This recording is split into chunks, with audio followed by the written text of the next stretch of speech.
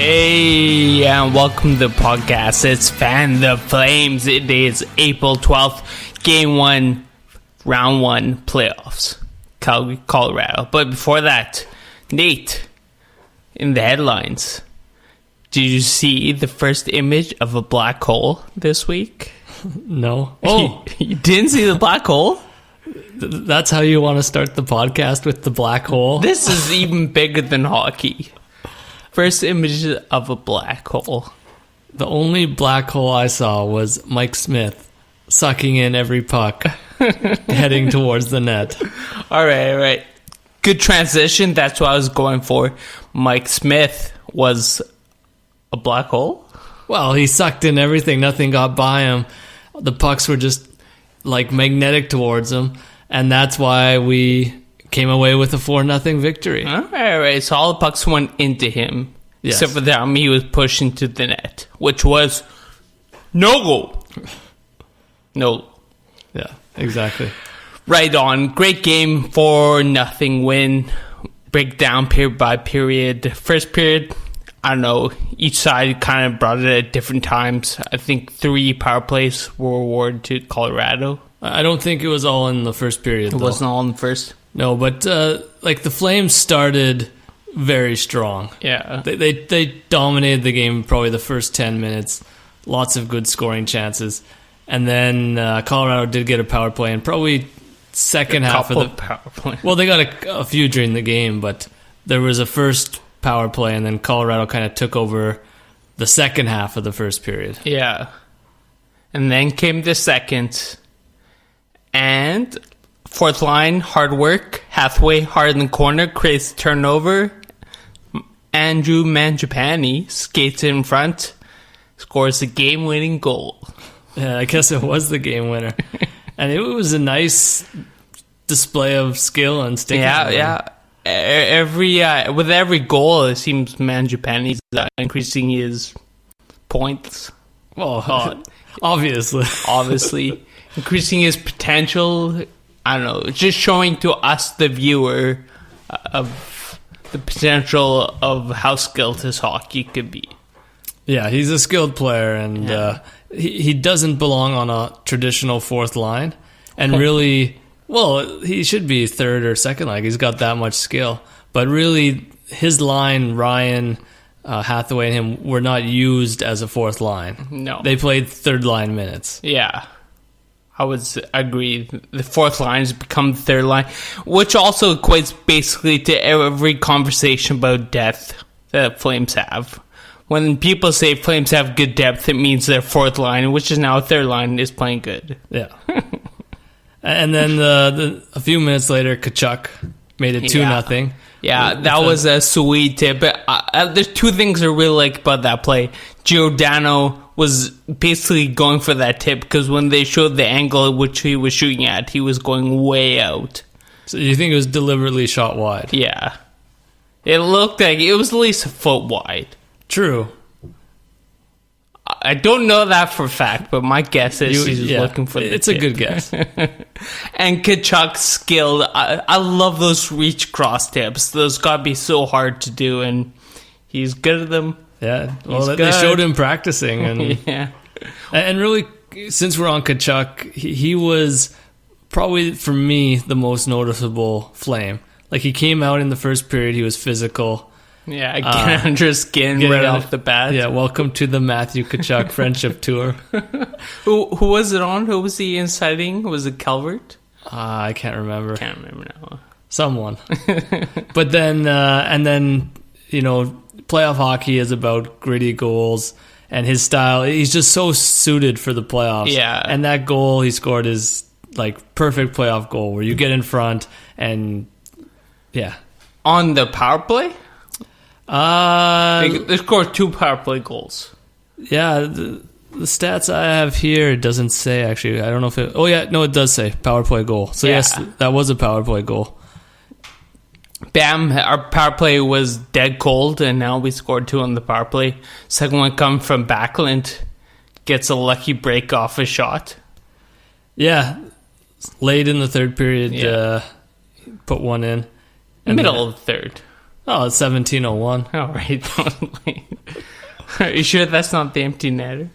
No, that was 17-15. Oh, my bad. Yeah, Backlund was playing strong the whole game. His whole line, 3M.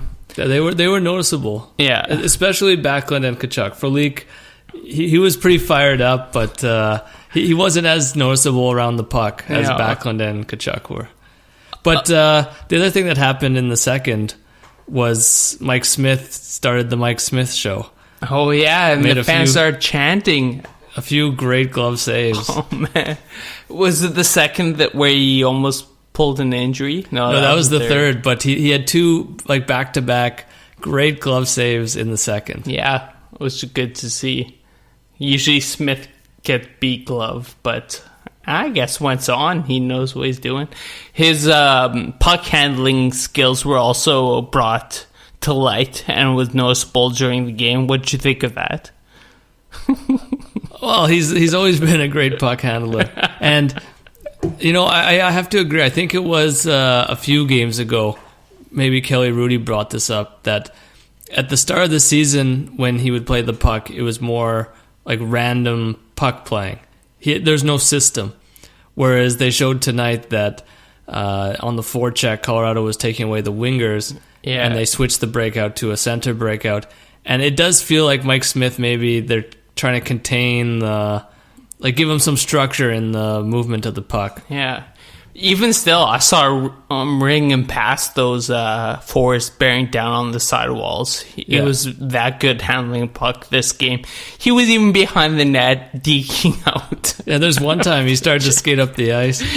But there weren't those moments, and what scares me about Smith is those moments where he makes a pass and everyone goes, ooh. Yeah, and even if it's a safe play, up the middle, it creates tension and nervousness in the team, in the fans. I think today we didn't get that. We got confident, safe plays, which is a great benefit to the team. I remember there was a puck that was it got squeezed out and was slowly going back towards Smith, not too fast, and there was two other Flames around, and they just couldn't decide who's going to go play it. Everyone was about equidistant. And they're like, well, Mike Smith plays puck. He'll probably go out. Mike Smith's like, I'm the goalie. I don't know if I should be going out, but...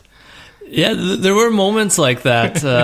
There's a few of them where it looked like some of the guys, especially the younger guys, seemed to be maybe trying a little too hard or overthinking it a bit. There was a few uncharacteristic turnovers, but once they got up 2-0, that all went away. Everyone settled down. Yeah. But as long as it was 0-0, the Flames did seem to have a little bit of nervousness. I don't know, did you notice that as well? Not at the end, but maybe around the middle. Yeah.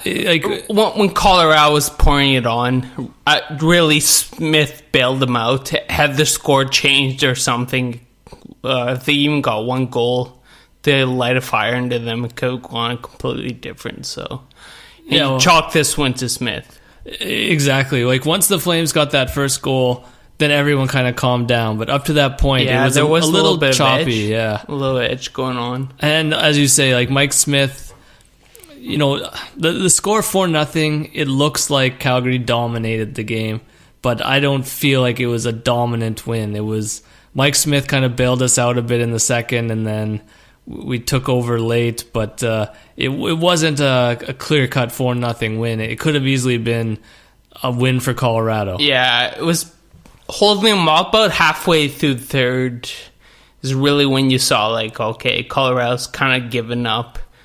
But speaking of Colorado and maybe their low points, is their lack of depth really sunk through in that game. How many minutes did McKinnon play? Oh, I have to check. I think I can look at the log. He's a good player. When he was taking those shots, he rung one off the post, which I thought would have been a goal. And Smith robbed him, or Smith also robbed Rantanen. So shutting down their top guys basically makes frustration for Colorado and a Flames win easier. Looking here, McKinnon and Landeskog both played 25 minutes, which is high for a forward. Yeah, those are top defensive minutes. And I was going to ask you about that. Do you think, because when we were watching the game, Colorado seemed to be really pushing it in the second, and there wasn't that much pushback in the third. Do you think maybe Colorado kind of gassed those guys a bit? I think so. I think they relied too heavily on them, setting them out too much. McKinnon showed some frustration out there where they got a little spat with Bednar about something. No, that was an old clip. Oh, it was an old clip. Yeah, last time they were in Calgary. But he did get a little upset when he shot it about 10 feet wide and slammed his stick, I think, or hung his head going off. But no, him yelling at Bednar, that was from last time Colorado came to Calgary. So it was some history there of him having bad times in the Saddle Dome. But frustrated McKinnon proved to be a non-productive McKinnon, which is a good thing. You gotta keep him frustrated, agitated. Maybe sounds like a job for Kachuk, the friend maker. The friendship tour, yeah. Next stop, McKinnon. What did you think of the Flames top line? Flames top line was decent. They had their chances. Power play, they looked strong. Because Monahan and Lindholm weren't that visible for me. Like Goudreau, you could see he did a lot of. Goudreau was playing defense. Well, like when he got off the puck, man, that was fun to watch. Yeah, he was really skating hard. He was pretty gritty, especially for a smaller guy. And when he had the puck, he was holding it, doing a lot of moves with it. Like he was trying to make stuff happen, but Monahan and Lindholm seemed a bit invisible. Yeah, they're still in their end of the regular season phase, I guess. Not really productive.